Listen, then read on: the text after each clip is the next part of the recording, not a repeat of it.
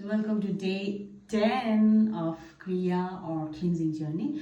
So आज चाहिँ म स्टार्ट गर्दैछु जलमेथीबाट. This is my small pot है ल.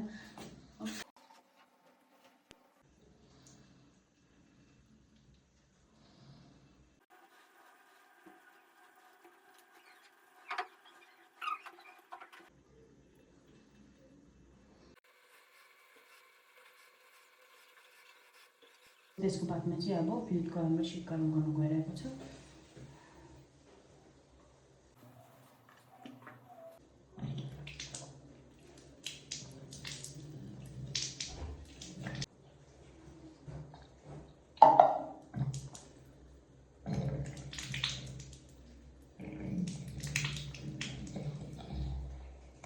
यसलाई नि हाम्रो रिभर्स है शीतगरमको बादमा फ्लुइड गरमलाई हामी रिभर्स ट्राई गरौँ. हामीले मेरोमा पट ठुलो छैन है ल, त्यसले गर्दा सानो पटमा हातै म with the help of hand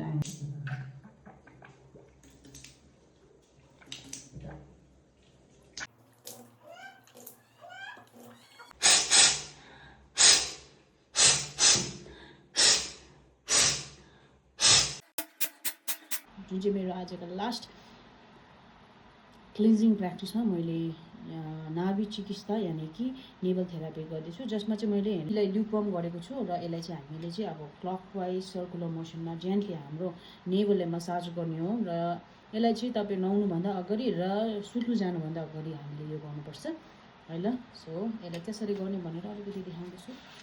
चाहिँ हामीले